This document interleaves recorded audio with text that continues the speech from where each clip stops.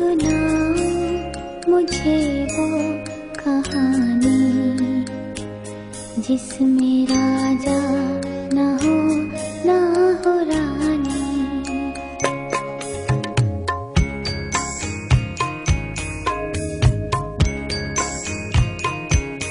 माँ सुनाओ मुझे वो कहानी जिसमें राजा ना हो रानी। माँ सुनाओ मुझे वो कहानी जिसमें राजा ना हो रानी।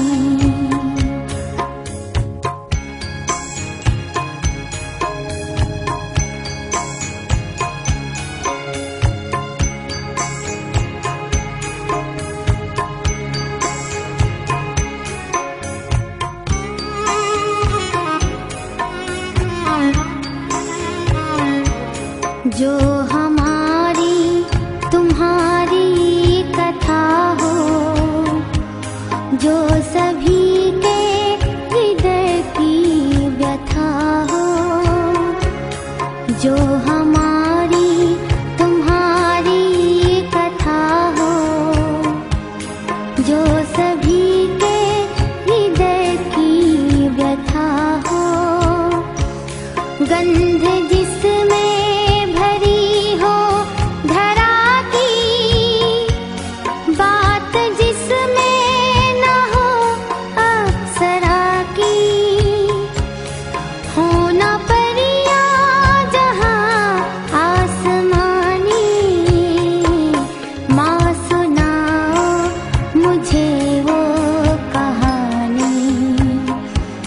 जिसमें राजा ना हो रानी।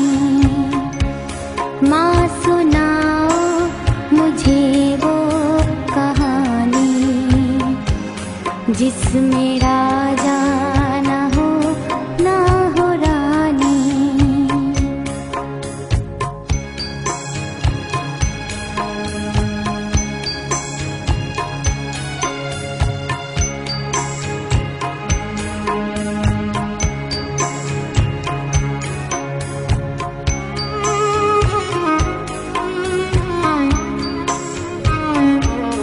वो कहानी जो हंसना सिखा दे, पेट की भूख को जो भुला दे। वो कहानी जो हंसना सिखा दे, पेट की भूख को जो भुला दे। जिसमें सच की भरी चांदनी हो, जिसमें उम्मीद की रोशनी हो। जिसमें ना हो कहानी पुरानी। माँ सुनाओ मुझे वो कहानी जिसमें राजा ना हो रानी।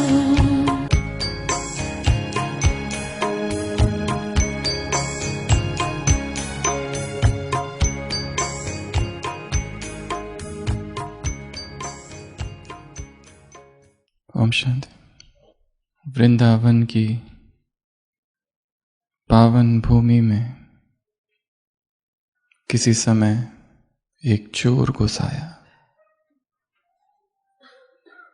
उस चोर ने सुना था यहाँ बहुत धन है। आधी रात को वो गया, एक एक घर में गया और उसने एक अद्भुत सी बात वहां देखी।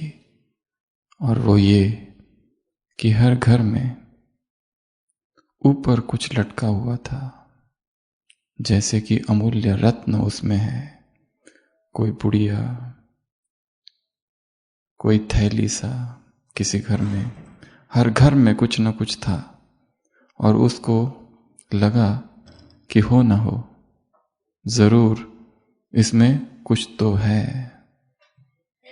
तो जिस जिस गोपी के घर वो गया उसे ऐसी ही भिन्न भिन्न पोटलियां एक एक घर में मिली।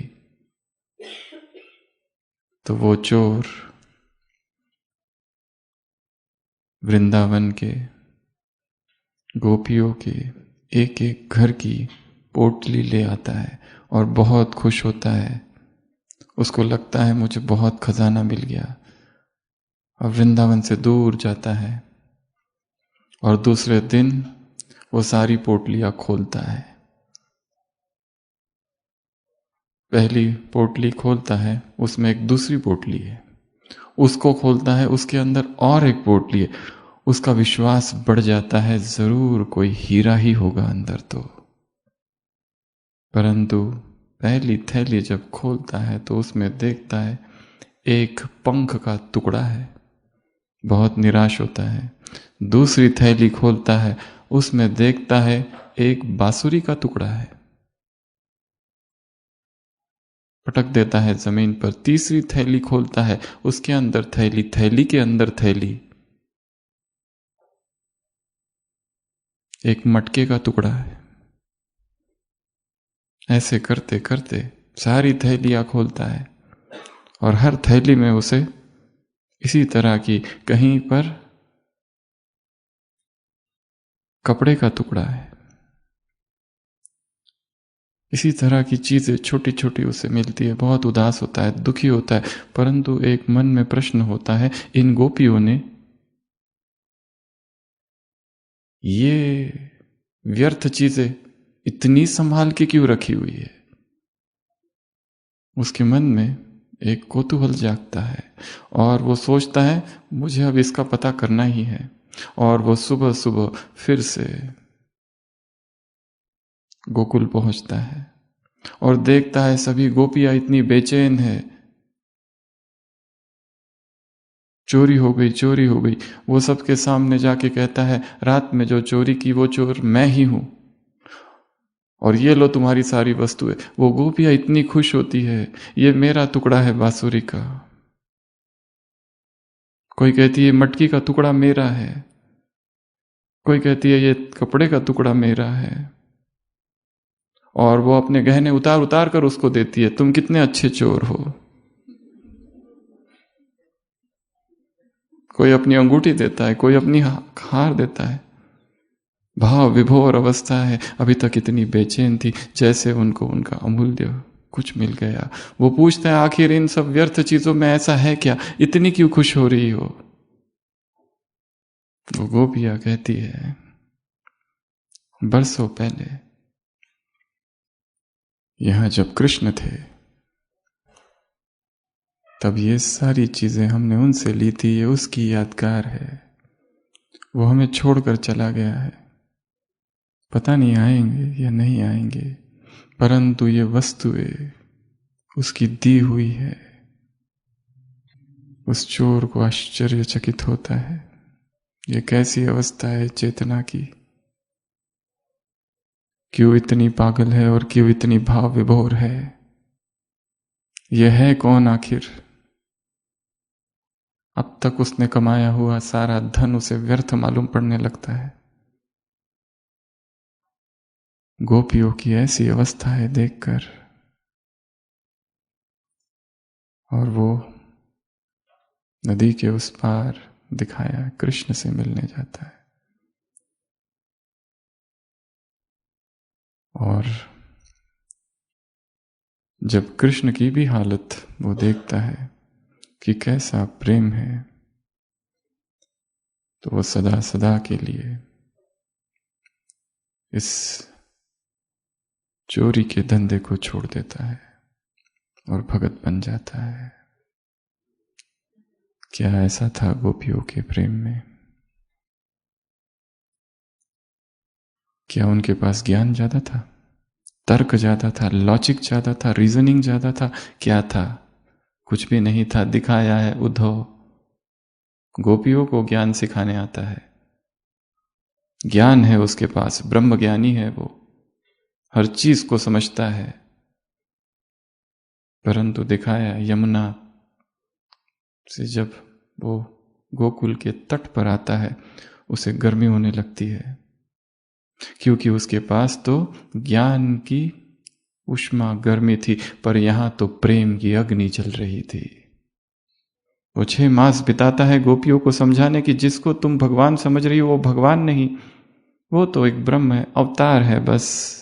परंतु वो कहती हमें ये सब कुछ नहीं पता, हम उसके साथ यहाँ खेली थी, वहां खेली थी, हमने यहाँ डांस किया था, यहाँ नृत्य किया था, यहाँ रास किया था। वो उनको समझाने लगता है ब्रह्म सत्य, जगन मिथ्या है ये संसार, पर वो कहाँ सुनने को तैयार। उन्हें क्या करना है ज्ञान से, उन्हें तो बस उस गोविंद से करना है सब कुछ, और उसी की यादों में, उसी के प्रेम में, उसी की मधुर यादों के रसों में वो खोई है। आखिर वो उद्धव भी साष्टांग दंडवत करके लौट आता है। तो गोपियों ने क्या किया था, क्या पाया था? अनुभव। क्या था उनके पास? अनुभव। चाहे ज्ञान कितना भी हो, पर जब तक अनुभव नहीं, तब तक वो ज्ञान कोरा ज्ञान है। मुरलियां बहुत सुन ली, मुरलियां बहुत लिख ली,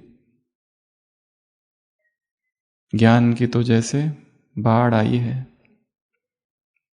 सारे चैनल्स और सोशल मीडिया में, यहां वहां से ये क्लास और वो क्लास और ऐसी क्लास और वैसी क्लास, पर कुछ तो खो गया है। और वो क्या है? अनुभव, डीप रियलाइजेशन। चिंतन मनन बहुत अच्छी चीज है, प्रेरणा देती है। प्रवचन बहुत अच्छी चीज है, आगे बढ़ने की उत्साह बढ़ता है, परंतु केवल चिंतन और मनन से संपूर्ण नहीं बना जा सकता। उसके लिए कुछ और चाहिए। आप सब यहां अपने घर गृहस्थ को छोड़कर आए, 3 दिन किस लिए आए थे? तपने के लिए। तपने के लिए आए थे या पिकनिक करने आए थे? खेल कूद करने आए थे?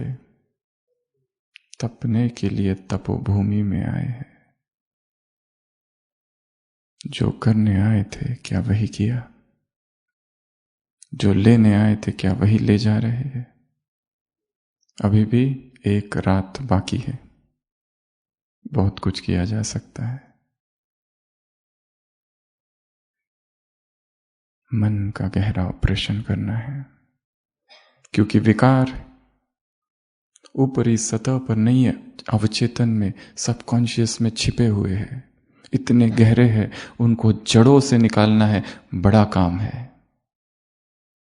ऊपर ऊपर से मुरली सुन ली, अमृत वेला कर लिया, ट्रैफिक कंट्रोल कर लिया, नुमा शाम का योग कर लिया, 1-2 क्लासेस सुन ली, डायरिया भर दी, रात का चार्ट लिख लिया।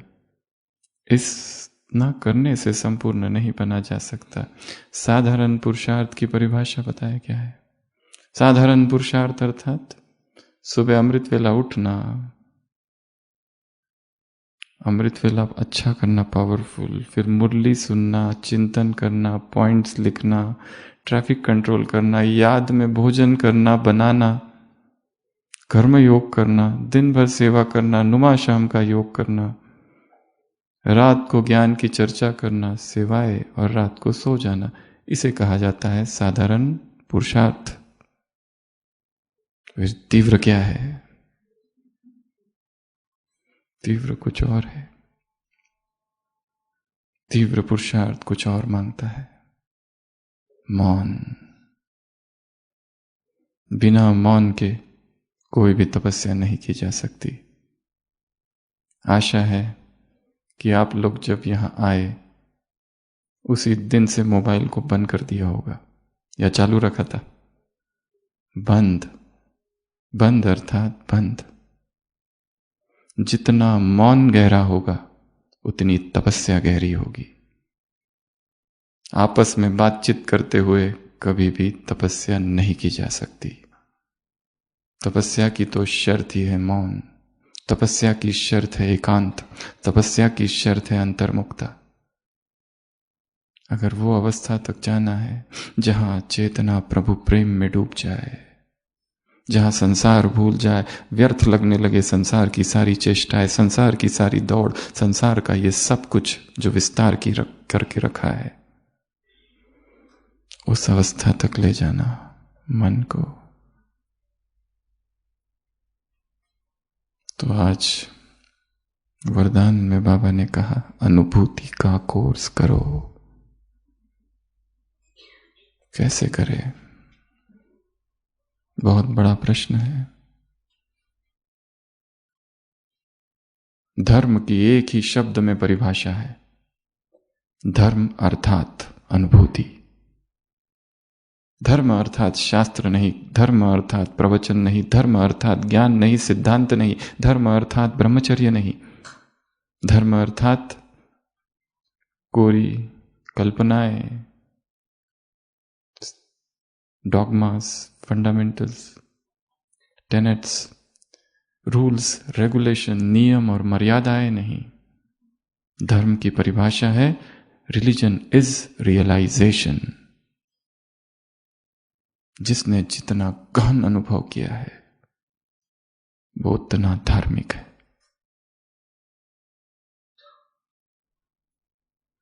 आज 14 तारीख है, आज भट्टी का आखिरी दिन है, परंतु यहां से ये संकल्प लेके जाना है कि कल से मेरी भट्टी चालू हो रही है। कितने दिनों की? 7 दिनों की। 15 से लेकर तो 21 तारीख तक, और एक एक दिन सफल करना है। जो यहां पाया, जो यहां अनुभव किया, इन 3 दिनों में जो चेतना में गहरे अनुभव हुए, अब उन अनुभवों को प्रैक्टिकल में लाना है। एक तपस्या जो यहां की, अब अगली तपस्या वहां जाके करना है। वो वास्तव में तपस्या होगी। इसलिए अब अपने मन को टारगेट दे दो, तपस्या मेरी कब चालू हो रही है? कल सुबह अमृत वेले से 21 तारीख तक 7 दिन की तपस्या। इस तपस्या में वो करना है जो आज तक नहीं किया, जो दिनचर्या यहां थी, जो मन की स्थिति यहां थी, जो मन में विचार यहां थे, जो प्रभु प्रेम में मन यहां डोल रहा था, वैसी ही स्थिति वहां जाकर भी मेंटेन, स्थिर करके रखना या उसको और बढ़ा देना। अब ये लक्ष्य है, यही रिटर्न होगा इस तपस्या का। नहीं तो यहां आए, थोड़ा बहुत योग किया, खाए पिए और सो गए। टुकड़े टुकड़े का हिसाब देना होगा। जो मधुबन की रोटी खाई है छोड़ेगा नहीं बाप।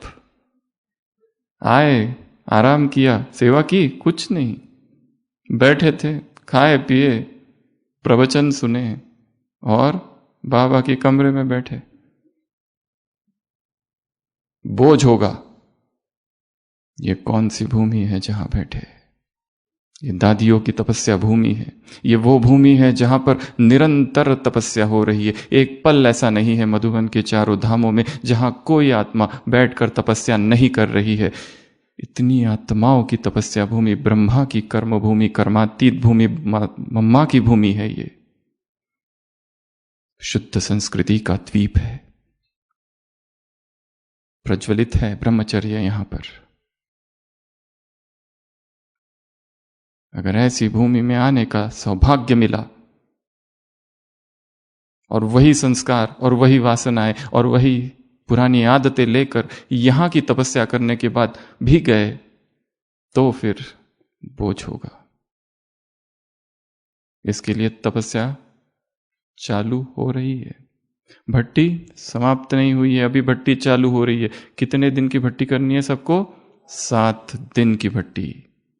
इस 7 दिन की भट्टी में अवचेतन में, अंतर्मन में जो बंधी हुई गांठें है, एक एक गांठ को खोल के स्वयं को मुक्त करना है।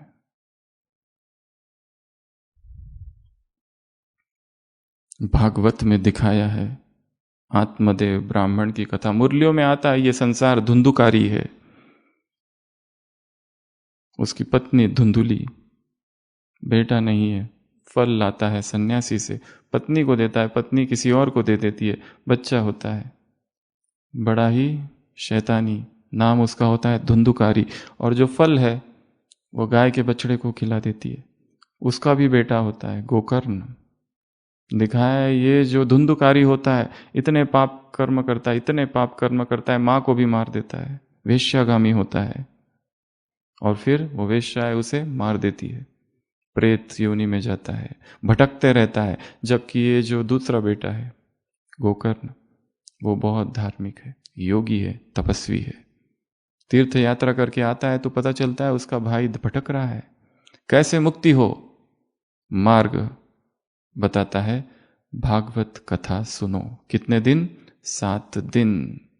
पर वो धुंधुकारी पूछता है मैं कैसे सुनूं, कहां खड़े रहूं? एक बांस का खंभा वहां लगाते 7 गांठे बांधता है। भागवत कथा पहला दिन, दूसरा दिन, चौथा दिन, 5वां दिन, 6वां दिन, 7वां दिन, एक एक दिन एक एक गांठ खुलती जाती है, खुलती जाती है, और वो धुंधुकारी है उस प्रेत योनि से मुक्त होता है। भटकने से मुक्त होता है। चेतना यहां भटक रही है, कहां भटक रही है, क्यों भटक रही है? या तो अतीत में भटक रही है, या भविष्य में भटक रही है, या विकारों में भटक रही है, या चिंताओं में, या शरीर की वासनाओं में। गांठ है, इन गांठों को एक एक दिन एक एक गांठ खोलनी है। तो स्वयं को संकल्प देंगे यहां से जाते हुए, कल सुबह का जो अमृत वेला होगा वो ऐसा अमृत वेला होगा जो आज तक कभी किया नहीं। इतनी शक्ति, इतनी पावर उसमें होगी, और यहां से वरदान लेकर जाना है विजय का। अगर ये 7 दिन कर लिए, अगर इस 7 दिनों को जीत लिया तो कुछ हो जाएगा, कोई ऐसी क्रांति होगी जीवन में जो आज तक नहीं हुई थी, जो परिवर्तन हम चाहते थे जो नहीं हो रहा था वो होगा। तो भट्टी का शुभारंभ कब होगा? कल अमृत वेले 21 तारीख तक 7 डेज। इंग्लिश में कहा जाता है, if you want to make a habit 21 days are needed, and if you want to make it life 90 days। पहले 7 दिन करना है। 7 दिन यदि सफल हो गए, अगर किसी विकार, संस्कार, किसी कमजोरी पर जीत लिया, तो उसी को फिर 21 दिन का बनाना है, और फिर 3 मास, फिर वो जीवन बन जाएगा। किसी का अमृत वेला नहीं हो रहा है, किसी का मुरली चिंतन नहीं हो रहा है, किसी की बैठकर साधना नहीं हो रही है, अपने योग के चार्ट को हर दिन बढ़ाते जाना है। किसी का मौन नहीं हो रहा है, किसी के संबंधों में खिंचाव है, टकराव है, किसी का शरीर के साथ हिसाब किताब चल रहा है। हर दिन नई नई बीमारी, हर दिन नया नया दर्द, हर दिन कुछ ना कुछ घटना हो रही है। वो तो होते रहेगा, हमारी वृत्ति कैसी है उसके प्रति। तो आज का टॉपिक है अनुभूति का कोर्स। तो आपकी भट्टी कल से चालू हो रही है। 7 दिन क्या करना है? खंबे पर बैठकर एक एक गांठ खोलते जाना है, खोलते जाना है, खोलते जाना है। वो कौन सी गांठें खोलनी है उसका चिंतन आज से, अभी से कल सुबह यहां से जाने तक करना है। वहां जाकर मुझे कौन सा परिवर्तन लाना है, उस घर में, उस सेंटर में, उस ऑफिस में, उस जॉब में, उस कार्य में, उस सेवा में क्या कमी है, क्यों डिस्टरबेंस है, यहां प्लानिंग करनी है वहां की। तो अनुभूति के कोर्स में फिर से 7 बातें हैं। जब तक ये 7 बातें अनुभूति में नहीं होगी तब तक उसे अनुभूति नहीं कहा जाएगा, केवल चिंतन कहा जाएगा, मनन कहा जाएगा। अध्यात्म अर्थात अनुभूति। सबसे पहली बात, अनुभूति शरीर के तल पर होनी चाहिए।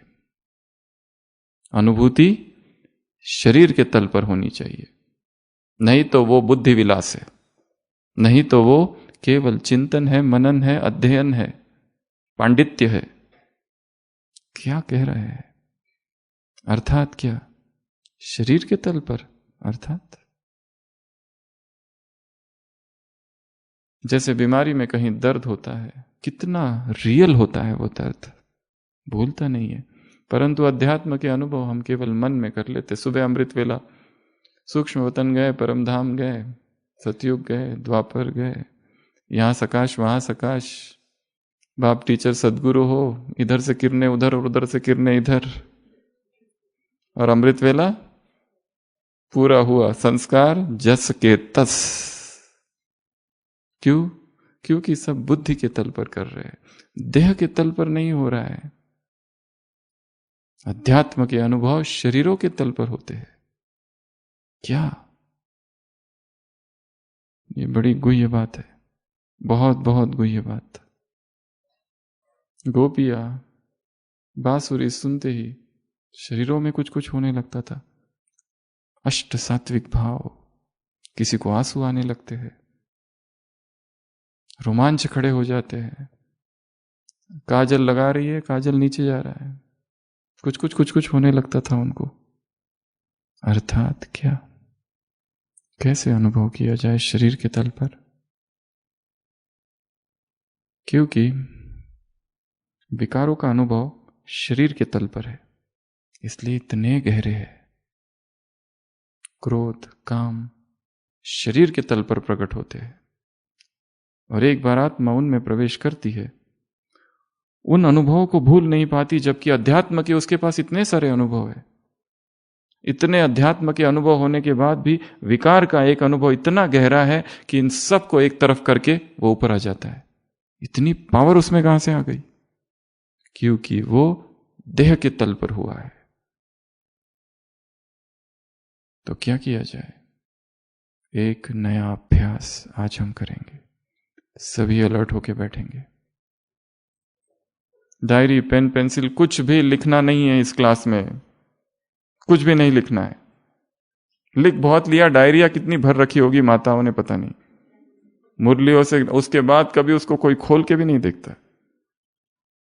कल की मुरली में क्या था किसी को कोई लेना देना नहीं है। आज की मुरली नहीं मिली तो बेचैनी होती है। आज की मुरली हमने नहीं पढ़ी, एक बार पढ़ के हो गया, काम पूरा हुआ। शरीर के तल पर अनुभव करना, अर्थात इस संपूर्ण शरीर में कुछ न कुछ प्रकट हो रहा है, जिसको इंग्लिश में सेंसेशंस कहते हैं, हिंदी में संवेदनाएं कहते हैं। इन संवेदनाओं को देखना है तटस्थ भाव से, साक्षी भाव से। ये एक नया अभ्यास होगा जो नश्वर है। हम इस शरीर से इतने जुड़े हुए हैं कि आत्मा और शरीर जैसे एक है। यह तो केवल थियरी हमारे पास है, मैं आत्मा हूं, परमधाम निवासी हूं, अभी आई हूं, वापस जाना है, पर मुख्य तो शरीर ही मैं हूं। एक उंगली में चोट लगती है तो याद रहता है मैं आत्मा हूं ना, तब तो मैं शरीर हूं, मैं उंगली हूं, यही याद होता है। सिर दर्द होने के बाद मैं सिर हूं, यही याद रहता है। बीमार होने के बाद सब कुछ खत्म। क्यों? कहां गया ज्ञान? कहां गया योग? कहां गई तपस्या? कहां गई भट्टिया? कहां गई क्लासेस जो कराई और की? सब गुम। क्योंकि शरीर के तल पर कुछ तो मिस हुआ है। सभी अलर्ट। अगले 3 मिनट के लिए अपने आप को फ्रीज कर देंगे। जैसे हाथ रखे बस वैसे ही रहेंगे, जैसे पैर जहां है बस वैसे ही रहेंगे, और 3 मिनट के लिए आंखें बंद करेंगे। शरीर के पिंड में विराजमान मैं एक चैतन्य ज्योति हूं। इस शरीर को जानना, देखना, अनुभव करना और साक्षी भाव से तटस्थ रहना। सारा ध्यान अब श्वास की तरफ। आंखें बंद। श्वास आ रहा है और जा रहा है।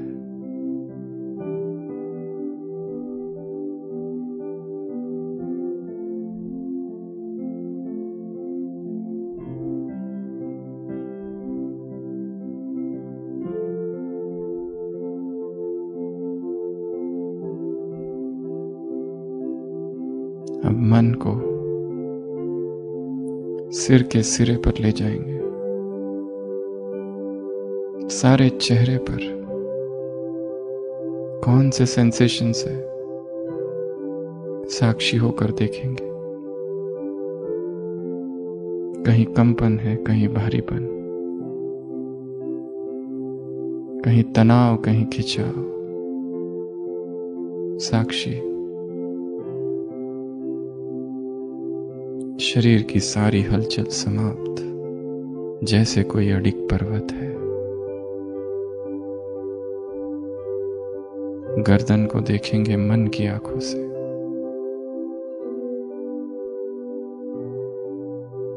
दाया हाथ मन को घुमाएंगे।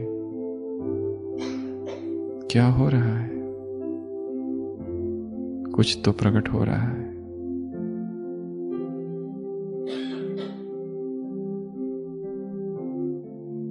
कहीं दर्द है, कहीं खिंचाव है, कहीं खुजली, परंतु साक्षी होकर हाथों पर उत्पन्न हो रही संवेदनाओं को देख रहा हूं। कपड़ों का स्पर्श, छाती को देखेंगे। केवल देखना। पेट को देखेंगे।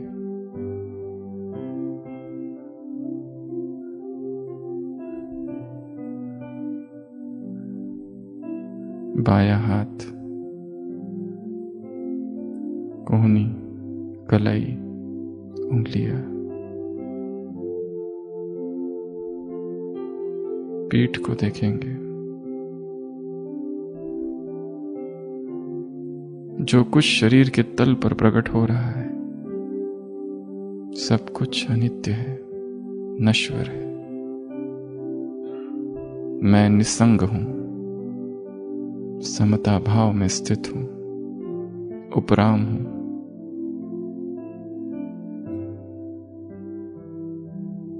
दाया पैर,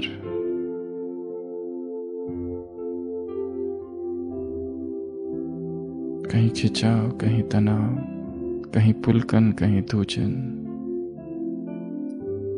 मन को घुमा रहा हूं। दाया घुटना, एड़ी, पंजे, उंगलियां, उसी तरह बाया पैर। कहीं सुखद संवेदनाएं, कहीं दुखद। सुखद के प्रति राग नहीं, दुखद के प्रति द्वेष नहीं। कैसा भंगुर शरीर है, कैसी इससे आसक्ति।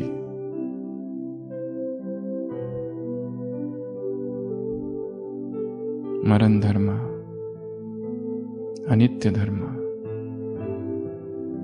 मैं आत्मा ध्रुव हूं, शाश्वत हूं, नित्य हूं। अवलोकन कर रही हूं फिर से, सिर के सिरे से पांव तक। एक एक इंच को देखेंगे शरीर के। कैसी उत्तेजनाएं हैं इसमें।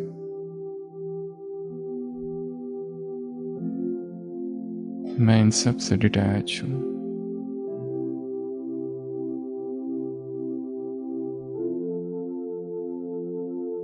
पूरे बॉडी को स्कैन करेंगे ऊपर से नीचे तक। केवल देखना है बस।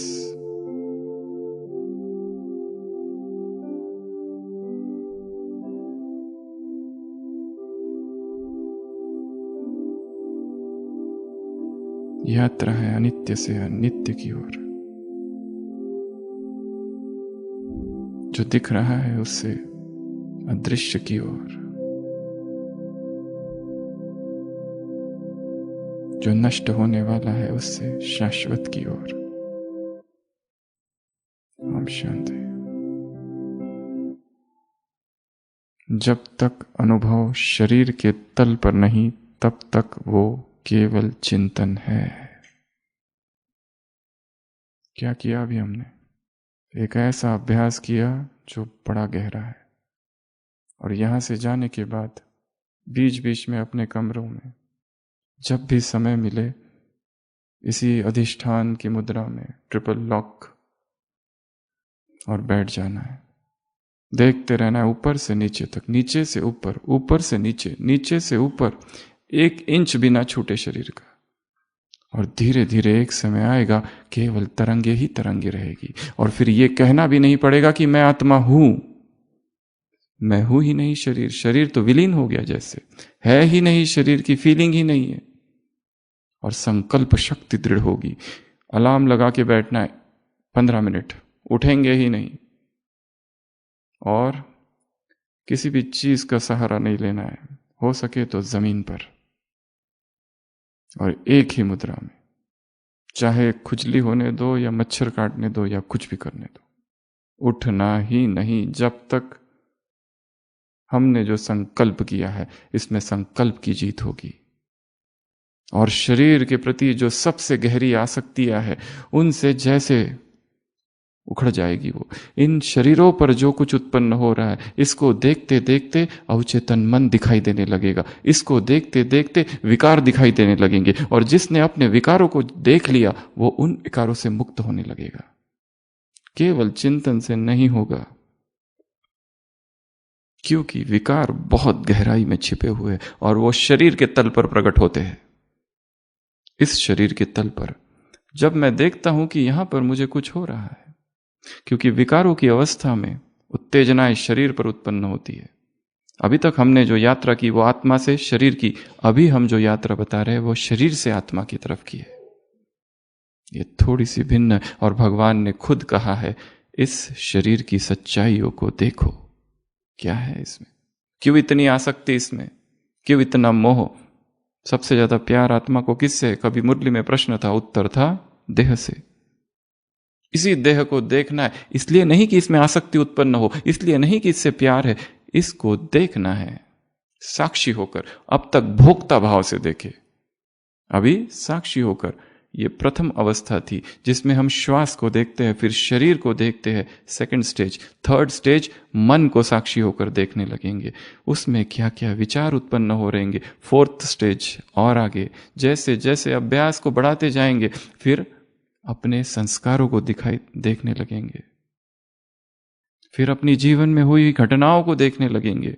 क्योंकि वर्तमान में शरीर में भी जो बीमारियां है उसकी जड़ कहीं ना कहीं बचपन में है। अभी वर्तमान में जो कमजोरी चल रही है, जो 10 साल और 20 और 30 साल का ज्ञान योग जिसे हटा ना सका, उसका बीज तो कहीं और है। हम काम कहीं और ही कर रहे थे, हम काम कर रहे थे, मुरलियां लिख रहे, मुरलियां पढ़ रहे, पॉइंट्स निकाल रहे, परंतु अपने आप को नहीं देख रहे। भगवान कह रहा है अपने आप को देखो। स्वदर्शन तो किया ही नहीं है वास्तव में, अगर देखा जाए तो केवल एक बौद्धिक ड्रिल कर रहे।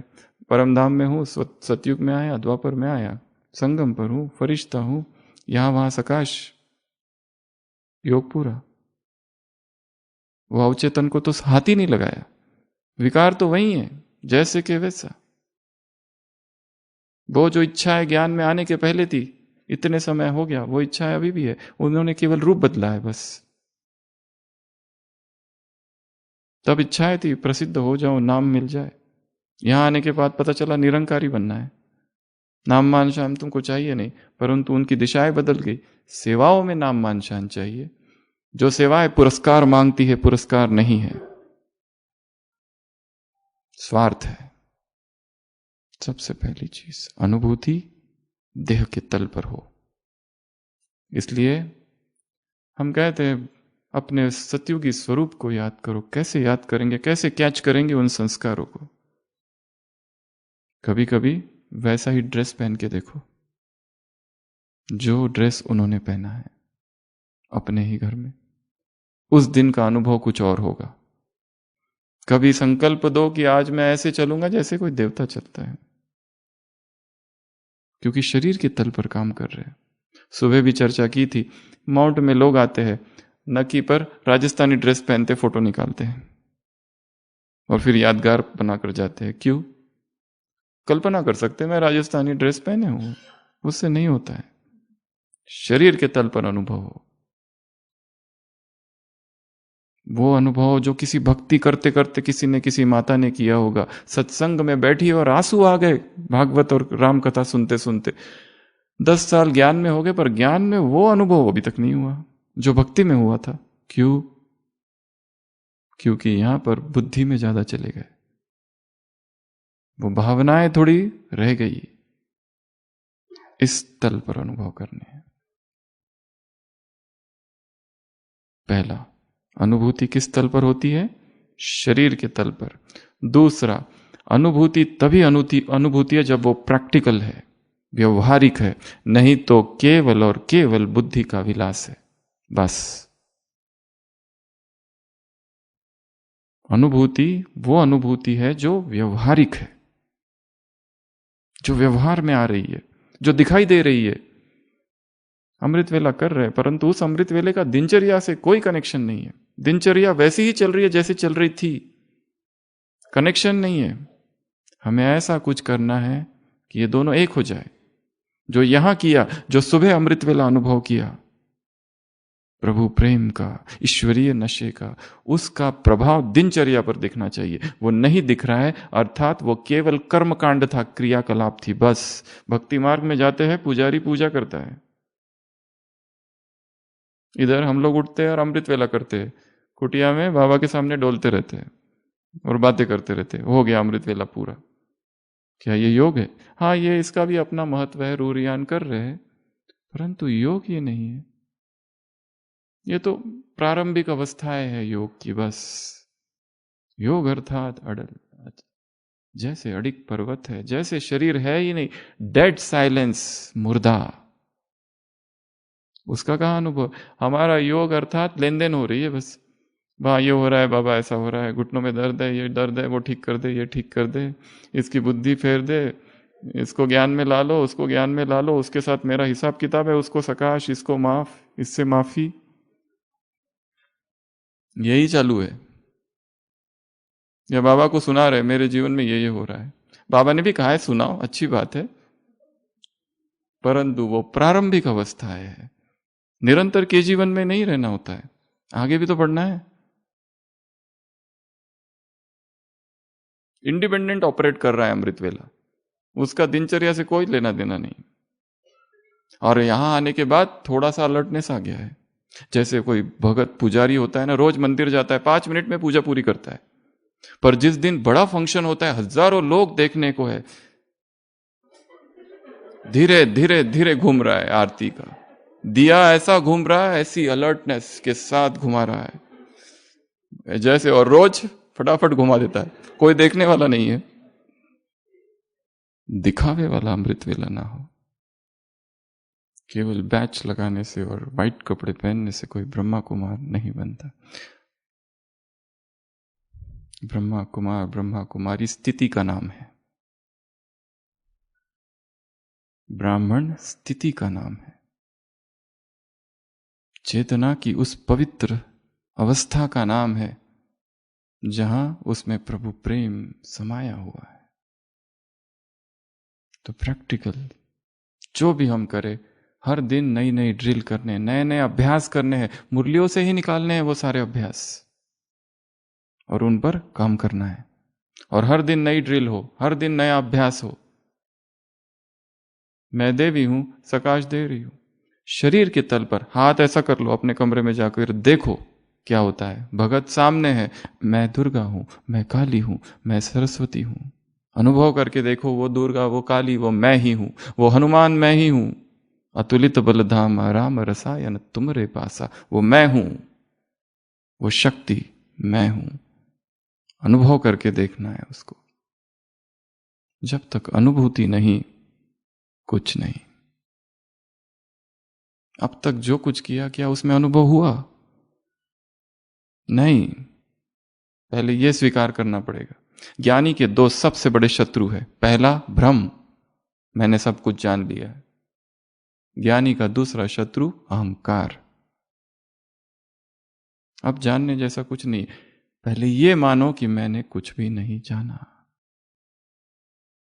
जो कुछ जाना है, क्या ज्ञान इसको कहते हैं?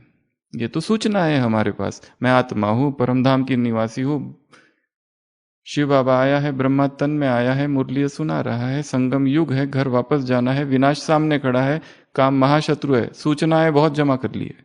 सृष्टि चक्र 5000 वर्ष का है, संगम युग चालू है, ये खत्म हो रहा है, ये सूचनाएं हैं सारी। इसको ज्ञान नहीं, ज्ञान अर्थात समझ।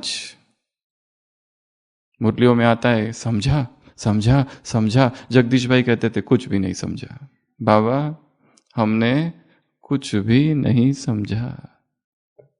अव्यक्त बाप दादा की अव्यक्ति बातें की समझने की तुमको अब आदत पड़ रही है। लास्ट संडे की मुरली फर्स्ट पैराग्राफ। अव्यक्त बाप दादा की अव्यक्ति बातें सुनने की, समझने की अब तुमको आदत पड़ रही है। नए बच्चों से मुलाकात। तो जो कुछ हम करें वो ऐसा करें कि प्रैक्टिकल हो। संकल्प दो। बाबा ने कहा हर एक को आत्मा देखो, भाई भाई देखो। इससे काम नहीं होगा, हमको ठोस फिगर तैयार करनी। आज मैं 21 लोगों को आत्मा देखूंगा, जो भी मुझे दिखा यहां देखूंगा। यहां तो बिंदी लगा लो यहां पर, खुद अनुभव करने के लिए। एक दूसरा मेडिटेशन है जिसको कहते हैं मिरर मेडिटेशन। आईने के सामने बैठ जाओ, आईना है ना घर पे, उसके सामने बैठ जाओ जब समय मिले, अपने आप को देखो और वहां पर चमकता हुआ सितारा देखो। यह है प्रैक्टिकल अनुभव। देख रहे हम कुछ कर रहे हैं, एक्चुअली कर रहे हैं कुछ। जब तक ज्ञान थियरी, प्रैक्टिकल नहीं, अनुभव नहीं, चाहे कुछ भी कर लो। या तो रोज टीका ही लगाओ यहां पे, अगर टीका नहीं लगाना है तो पानी का टीका लगा दो। तिलक दे रघुवीर, भगवान ही तिलक लगा रहा है जैसे, और फिर निकलो। क्यों बुद्धि जाती है किसी में? इसको देखा उसको देखा, जहां आंखें जाती है वहां ऊर्जा जाती है। अभ्यास है कई सारे। योगियों का अभ्यास था डाउनकास्ट आइज, चलते थे रास्ते पर, कहीं नहीं देखना इधर उधर, नीचे देखकर चलते थे। ऐसे बहुत ऊर्जा बच जाती है। नहीं तो चलते हुए इसको देखा, इसने क्या पहना, उसने क्या पहना, ये लोग बातें कर रहे हैं, हम तो नहीं कर रहे, हम महान योगी, ये कम योगी, ये जा रहा है, ये अमृत वेला सो रहा था। कितने संकल्प, कितने संकल्प, कितने संकल्प। दूसरा प्रैक्टिकल अनुभूति क्या होनी चाहिए? प्रैक्टिकल। तीसरा अनुभूति डीप होनी चाहिए, गहन। तो ही उसको अनुभूति कहा जा सकता है। ऐसी अनुभूति कि जिसमें टाइमलेसनेस आ जाए, स्पेसलेसनेस। योग करते करते ऐसी अवस्था कि समय क्या हुआ पता ही नहीं चला, कहां बैठे हैं ये पता ही नहीं चला, शरीर है कि नहीं, शरीर जैसे लॉक हो गया है, कहां है। यह है गहन अनुभूति। हमारी अनुभूति कब 4:45 बजते हैं, कब 4:45 बजते हैं, कब 4 बज गए, अमृत वेला पूरा हुआ, चलो। किधर चलो, कहां चलो? बीत चली दुख भरी रात, स्वर्णिम प्रभात मैं लाया हूं। बिस्तर पुकारता है, आ जाओ, त्यज अगर मगर, आ जाओ इधर राजयोग की राहों में। कौन पुकार रहा है? बिस्तर। सब छोड़ दो, बाद में कर लेना, नींद पहले जरूरी है। मनमोहिनी दीदी कहा करती थी, अमृत वेले के बाद ऐसा सोचो कि तुम्हारे बिस्तर पर कोबरा नाक बैठा है, सारी कमाई चट। अमृत वेले के बाद सो जाना और फिर उठना 6, 6:30 बजे और फिर मुरली क्लास में जाना। यह वैसा ही है जिसने अमृत वेला किया ही नहीं और सीधा 6 और 6:30 बजे उठा। दोनों की अवस्था समान है। एक जिसने अमृत वेला किया, सो गया, फिर उठा। दूसरा जिसने किया ही नहीं और फिर उठा। तपस्या का समय है, एक्सरसाइज का समय है, योग चिंतन का समय है, वो स्वयं के शरीर को स्वस्थ रखने का समय है, और जाके सो रहे। टाइम वेस्ट है वो। एक बार आंख खुल गई, इतना प्रभु प्रेम से स्वयं को भरा है, और फिर जाके सो गए सीधा कोमा में। और कहते ये वाली जो नींद है ना बहुत अच्छी है, टॉप। आधा घंटा भी सो गए तो ऐसा लगता है कि जैसे पता नहीं, और हमको ना दिन में सोने का टाइम नहीं मिलता है, ऐसा भी बताते हैं।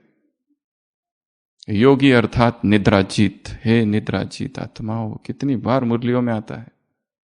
जरूर कुछ तो गड़बड़ कर रहे हो, या तो भोजन में या दिनचर्या में, इसलिए सोना पड़ता है। योगी की नींद धीरे धीरे कम होने लगती है, योगी का आहार भोजन धीरे धीरे कम होने लगता है। शरीर में दिव्य ऊर्जा बहती है, नया चिंतन आता है, कहां से? अपने आप प्रकट होता है। ये योगी के लक्षण है। रोज सुबह अपने आप को पूछना है, मुझे क्या बनना है? योगी, भोगी, रोगी कि महारोगी? अगर रोगी और महारोगी बनना है तो जो खाना चालू है वही चालू रखो। अगर योगी बनना है तो कुछ परिवर्तन लाना पड़ेगा, उस आहार की ओर जाना पड़ेगा जो अत्याधिक सात्विक है और प्राकृतिक है, जिसमें कोई छेड़छाड़ नहीं है आग की, नमक की, मसालों की और तेल की। एक तरफ है शोक वाटिका जिसमें बेचारी सीता है, एक तरफ अशोक वाटिका जहां हम जा रहे, और ब्राह्मण है छोक वाटिका में।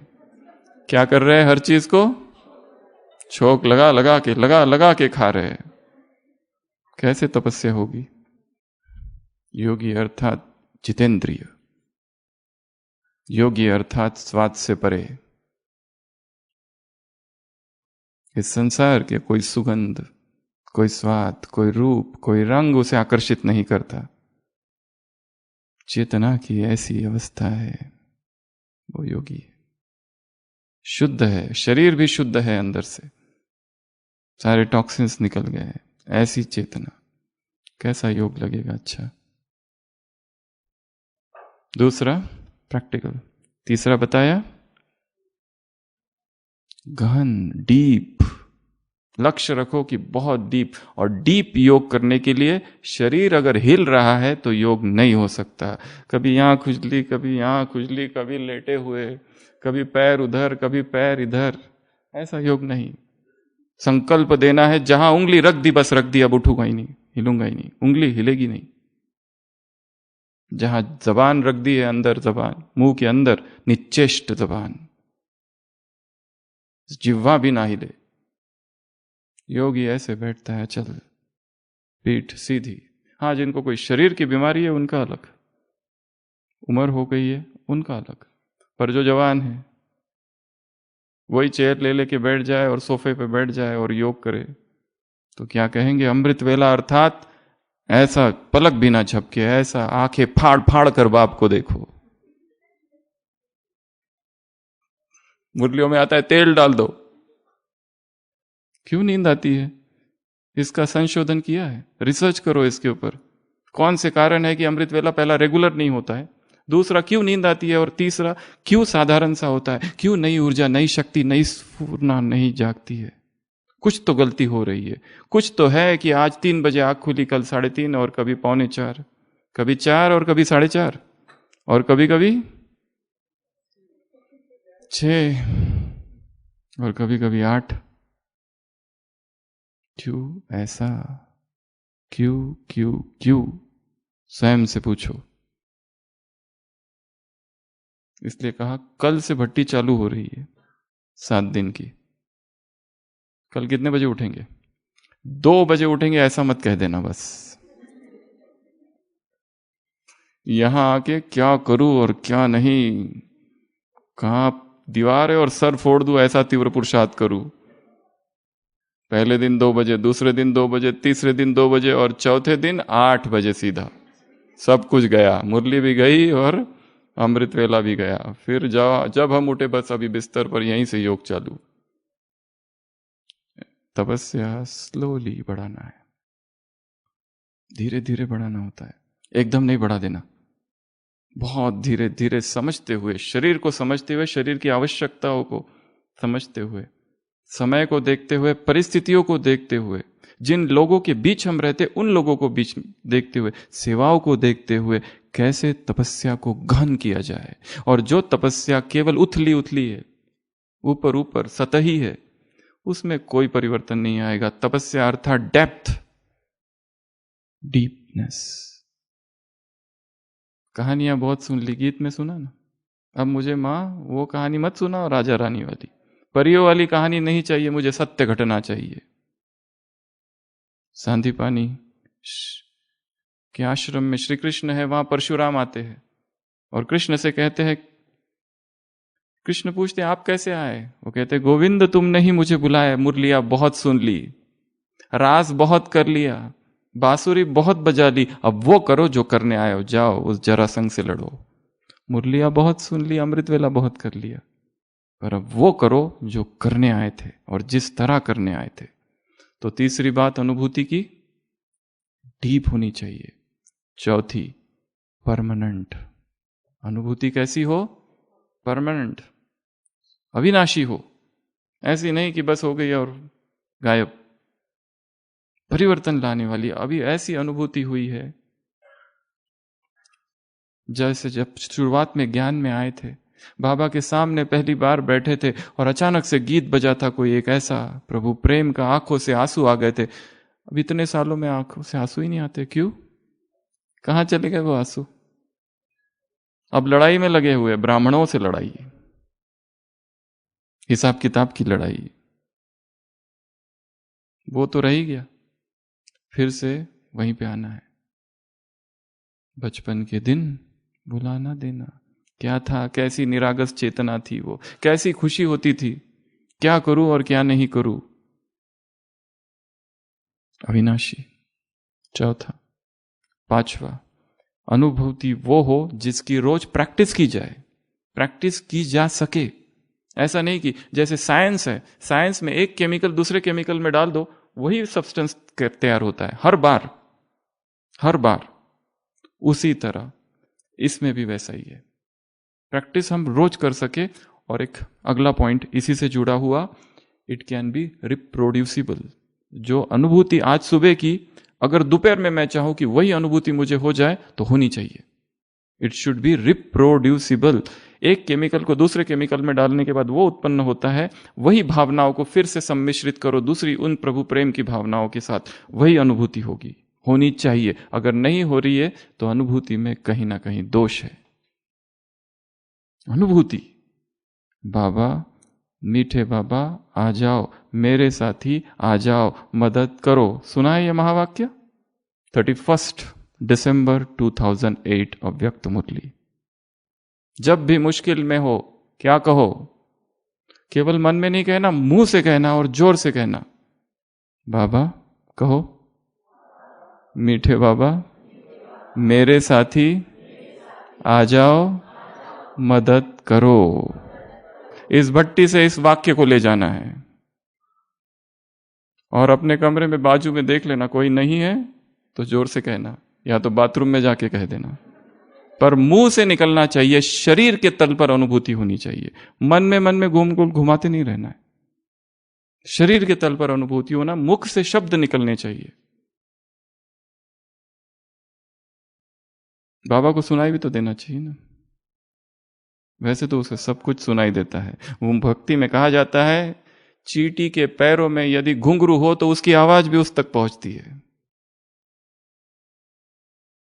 परंतु अनुभूति के लिए शरीर के तल पर काम करना है। तो ये दो बातें हो गई यहां पर, प्रैक्टिस एंड रिप्रोड्यूसिबल। अनुभव जब चाहो तब प्रोड्यूस किया जा सके। यहां से जाने के बाद, अपने घर में पहुंचने के बाद रुक जाओ और याद करो मधुबन में क्या देखा, क्या हुआ, यहां पर कौन से अनुभूति हुई। एक एक चीज को, घटना को याद करो। शाम को 1 घंटा योग नहीं कहेंगे उसे, बस आंखें बंद करके बैठ जाओ या प्राकृतिक स्थान पर चले जाओ और यहां की जो दिनचर्या थी, कितने बजे उठी थी, कितने बजे उठा था, फिर क्या किया, फिर क्या किया, फिर ये क्लास हुई, अच्छा ये क्लास हुई, उस क्लास में क्या था, फिर मैंने क्या लिया उस क्लास से। ये जो मधुबन के 4 धाम है, ये दूसरा काम। यहां से जाने के बाद रोज 24 घंटे में एक बार मधुबन में आना है। आएंगे सभी? मन से आना है, मन से मधुबन की यात्रा करनी है। सबसे पहले जाएंगे शांति स्तंभ। और एक महत्वपूर्ण बात, शांति स्तंभ में जाने के बाद स्थान को क्रिया से जोड़ो। क्या करेंगे? शांति स्तंभ को हक कर लो, क्रिया से जोड़ दिया है। शांति स्तंभ को कुछ किया है, वहां पे कुछ तो किया है, अनुभव किया है। वो शांति लिखा है, वो शांति जा रही है पेट के अंदर, पेट शांत हो गया। उधर गए, ज्ञान लिखा है, ज्ञान गया हाथ के अंदर, ये हाथों में ज्ञान भर गया। शरीर के अंगों के साथ एक एक चीज को जोड़ रहे। उधर गए, शक्ति लिखी है, शक्ति गई मस्तक में, मस्तक शक्तिशाली हो गया। इधर आए, पवित्रता, हृदय में पवित्रता जा रही है। हर बार नए नए शरीर के अंगों के साथ जोड़ना है। जो लिखा है वहां उसको, शरीर, पैर में दर्द है, पवित्रता निकल कर पवित्रता यहां जा रही है। जिसको भूख ही लगती रहती है, भूख भूख भूख भूख भूख, क्या खाऊं और क्या नहीं और किसको खाऊं। सोचो मेरे पेट के 4 हिस्से हैं, शांति स्तंभ के सामने खड़ा हूं, शांति गई, आधा हिस्सा, एक हिस्सा भर गया शांति से, पेट शांति से भरा है। अगला हिस्सा ज्ञान से भरा है, अगला हिस्सा शक्ति से भरा है, अगला हिस्सा पवित्रता, पेट पूरा भर गया, अभी ठीक लग रहा है। क्या कर दिया हमने? हमने खेल खेला है, विजुअलाइजेशन किया है, कोई नई चीज जोड़ी है उसके साथ। खाली मैं शांति स्तंभ पर गया, शक्तियां ली और आ गए, नथिंग, कुछ नहीं मिलेगा। कुछ तो किया है, कोई नई चीज की है। हिस्ट्री हॉल में गए, देखो सारे पूर्वज एकदम देख रहे, आंखें फाड़ फाड़ के, आ गया क्या? हाथ रख दिया सीधा, सभी ने हाथ रखा है। हमने जो काम छोड़ के गए तुमको करना है। बच्चों क्या कर रहे हो? सो रहे हो? कुछ तो क्रिया जोड़नी है, स्थान के साथ क्रिया को विजुअलाइजेशन करना है। बाबा के कमरे में गए, कमरे में गए, देखो बच्चे तुम आ गए, ठंडी नहीं लग रही है? ये लो शॉल, बाबा मुझे शॉल उड़ा रहे हैं। या अंगूठी दे दी, तुम्हारी अंगूठी दिखाई नहीं दे रही, बाबा खो गई, ये लो। क्रिया को जोड़ दिया। कुटिया में गए, क्रिया को जोड़ो कोई, कि बाबा कुछ कर रहा है मेरे साथ। केवल जाके इधर गया उधर गया, चारों धाम की यात्रा भी की, और ये सब मन का खेल है। मन में नहीं, शरीर के तल पर अनुभव करना है। कुछ क्रिया, स्थान के साथ क्या जोड़ना है? क्रियाओं को जोड़ते जाना है। तो रिप्रोड्यूसिबल अनुभूति कैसी हो? रिप्रोड्यूस की जा सके।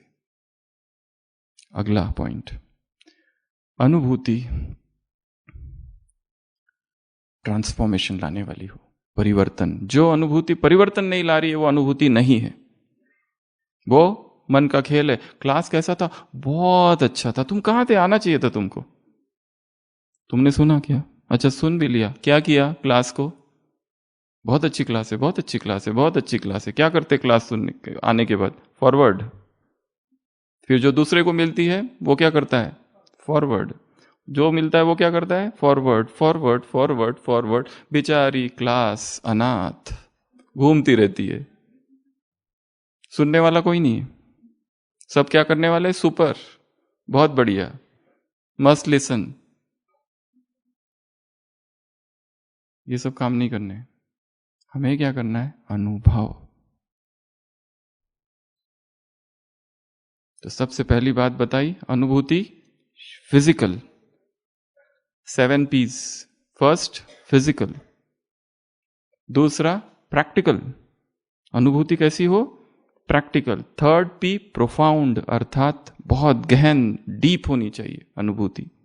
उसका लक्ष्य रखना है, ऐसा अनुभव करूंगा कि बस शरीर भूल जाए। चौथा परमानेंट, अविनाशी होनी चाहिए अनुभूति, कुछ तो हमें दे जाए। ऐसा नहीं कि अनुभव किया। भक्त देखो, एक भजन सुनते सुनता, रामकृष्ण परमहंस थे, नाव से जा रहे, देखा बगुले उड़ रहे, समाधि में चले गए। आ गए, भक्त बैठे, नरेंद्र को कहा गीत गाओ, नरेंद्रनाथ गीत गा रहा है, वो गीत गा रहा है और ये समाधि में चले गए। बार बार समाधि, बार बार उनको नीचे लाना पड़ता था देहभान में, अभी अभी है, अभी अभी चले गए। ये कैसी अवस्था है? भक्तों की इतनी श्रेष्ठ अवस्था कि जेह जैसे है ही नहीं। अविनाशी होना चाहिए। जो अनुभव अमृत वेले किया उसका प्रभाव दिन में कहीं ना कहीं दिखना ही चाहिए, स्पष्ट दिखना चाहिए कि अब मैं वो नहीं रहा। वो जो कमजोरी अब तक थी, चली आ रही थी, गड़ी थी अंदर अवचेतन में, उखाड़ के हमने फेंकी है उसको बाहर, क्योंकि संकल्प किया है। अगला प्रैक्टिकल, प्रैक्टिस। उस अनुभव का क्या करना है? Practice practice practice. और जैसे बताया, शांति स्तंभ के साथ हमने अलग अलग चीजें जोड़ दी, 4 धामों के साथ अलग अलग चीजें जोड़ दी। उसी तरह जब जिस सेंटर पर जाते हो उस सेंटर में अलग अलग चीजें जोड़ दो। जो बाबा का कमरा है, सोचो आज बाबा मुझे वहां पर कुछ देने वाला है, और स्थूल कोई वस्तु देने वाला है, उसका पहले ही विजुअलाइजेशन करना है। हर चीज के साथ सेवाएं, शाम को सेंटर पर बहुत बड़ी सेवा होने वाली है, सारे 50 नए लोग आने वाले हैं। अमृत वेले हमने सुबह से ही काम चालू कर दिया है कि वो आत्मा आ चुकी है, हमने एक एक को देखा, एक एक को दृष्टि दी, और उनकी स्मृतियां जाग उठी है सतयुग की। वो तो वही आत्माएं निकली जो सतयुग की थी। फिर हमें कुछ बोलने की जरूरत नहीं, उन्हें केवल दृष्टि दी उनको, बस कुछ भी नहीं कहा, ना ही कन्विंस करने की कोशिश की, ना डिबेट किया, ना आर्गुमेंट किया, कुछ भी नहीं, केवल दृष्टि मात्र। और 5000 साल की स्मृतियां जाग उठी उन आत्माओं की। यह सेवा तो सुबह शाम को कोई भाई आने वाला है जिसका कोर्स होने वाला है, आधा कोर्स धरती पर हो, आधा सूक्ष्म वतन में। सूक्ष्म वतन में ही रोज उसको सुबह इमर्ज कर देना, और जो कोर्स शाम को कराने वाले हैं वो सुबह ही उसको वहां करा देना, आधा, उसको वही अनुभव हो जाएगा। तो अनुभूति कैसी हो? प्रैक्टिस की जाए। अगला रिप्रोड्यूसिबल, जब चाहे तब वो आ जाए। आधी रात को भी उठो तो वहां पर अगर बैठ जाए उठ के तो अशरीरी हो जाए, ऐसी रिप्रोड्यूसिबल, किसी भी टाइम, किसी भी समय, किसी भी स्थान में। सोचो कोई भी दादी, फॉर एग्जाम्पल दादी जानकी, अगर किसी होटल में चले गए होते, बहुत बड़ा होटल है और गए, वहां का वायुमंडल क्या वही रहता? ना। अगर वो किसी चले जगह गए एग्जाम्पल, तो पूरा वायुमंडल चेंज हो गया होता, और हुआ भी है कई बार जहां जहां गए। क्यों? पावर है आत्मा में। निर्भय भाई साहब ने अनुभव लिखा है एक जगह कि बहुत समय पहले जब लंदन में सेवाएं चालू नहीं हुई थी, तब लेस्टर में एक पब्लिक प्रोग्राम था, 800 का एक हॉल था, सीट थी। दादी जान की 10-15 मिनट पहले ही हॉल में पहुंची, कोई आया नहीं था, एक जगह बैठ के उस हॉल को दृष्टि देने लगी, पूरे हॉल को, और फिर पूरे हॉल का चक्कर लगाया, और वो प्रोग्राम बहुत सफल हुआ। क्या किया ये दादी ने? पहले ही तैयार कर दिया वायुमंडल। कोई कहता है अरे ये भिखारी लोगों का है, यहां तो शादियां होती है, यहां कैसे होगा? वो सब कुछ नहीं, शक्तिशाली वायुमंडल क्रिएट किया, संकल्प से, दृष्टि से, हाथों से। ये 3 ऐसी चीजें हैं जिससे हम शक्तियां देते हैं। अगला, लास्ट, 7वां कौन सा बताया? परिवर्तन अर्थात परम्यूटेशन अर्थात ट्रांसफॉर्मेशन, 7th P, जो कि हमको बदल दे, अंदर से बदल दे। तो ये 7 काम है, ये 7 बातें हैं जो अनुभूति के साथ होनी चाहिए। अगर नहीं हो रही है तो उनको लाना है, और कुछ नया करना है जो आज तक नहीं किया, कुछ नई ड्रिल, कुछ नए संकल्प। किताबें लेके जाओ, यहां से कुछ नई किताबें आई है, वो किताबें लेके जाओ। अपनी एक सीरीज चालू करो, तकिया के नीचे अपनी एक किताब रख दो। स्पार्क में बहुत सारी छोटी छोटी किताबें मिलती है, बाबा के अव्यक्त महावाक्यों के कंपाइलेशन। अपनी सीरीज चालू कर दो कि उठते ही मुझे तकिया के नीचे से वो पतली किताब निकालनी, एक पैराग्राफ पढ़ना है, रख देना है, और सारे दिन भर उसको याद करते रहना है, और फिर शाम को वापस देखना है क्या था जो सुबह पढ़ा। ये सेल्फ स्टडी है। सेंटर पे जाते हो वो अलग स्टडी है, वो क्लास स्टडी है, ये होम स्टडी है। वो क्लासरूम, ये होमवर्क। यहां पे अपनी सीरीज चालू करो, एक्सरसाइज करो, एक्सरसाइज करते हुए एक्सरसाइज ज्ञान को जोड़ो। वॉक पर निकलो, लंबा लंबा वॉक, 5 किलोमीटर, 6 किलोमीटर, 10 किलोमीटर, अकेले निकल जाओ। ऐसी जगह सेफ्टी जहां हो, सब कुछ देखते हुए, और चिंतन करो। कोई क्लास सुनो अच्छा सा, उस क्लास को रिवाइज करो। कितनी सारी चीजें हैं जो करने के लिए है, कितनी किताबें पढ़नी बाकी है, कितने चिंतन करना बाकी है। कितने क्लासेस सुन, ऐसा कौन है जिसकी सारी अव्यक्त वाणियां पढ़ के हो गई है? 69 से लेके 2016 तक 1 और 2, 1100 अव्यक्त वाणियां 3। हमारा कितना काम बाकी है अभी? सारी अव्यक्त वाणियां एक बार तो पढ़ के होनी चाहिए, नहीं तो भगवान उलाहना देगा कि मैं आया और मैं इतना बोला और तुमने मेरी वाणी भी नहीं पढ़ी। और फिर कहते हो बाबा ये परिस्थिति कैसी, आउट ऑफ सिलेबस, आपने तो बताया नहीं इसके बारे में कुछ। बाबा कहेगा मैंने बताया है, जाओ 79 की मुरली दिसंबर मास 2nd पैराग्राफ में मैंने इसका वर्णन किया है, तुमने पढ़ा नहीं, अब मैं क्या करूं? और फिर कहते हैं हाँ ऐसे कैसे हो गया, आउट ऑफ सिलेबस, ये तो मुरलियों में आता ही नहीं, उसमें तो आता है आत्मा समझ बाप को याद करो।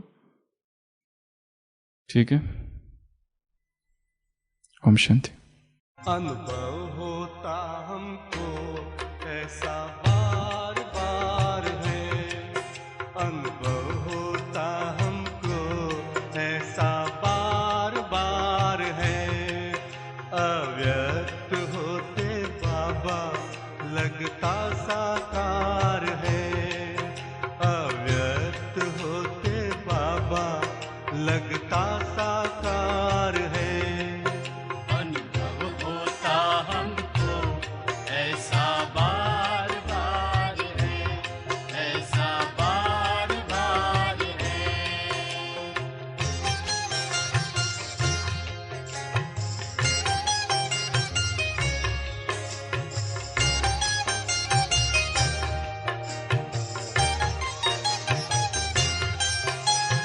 मधुबन के आंगन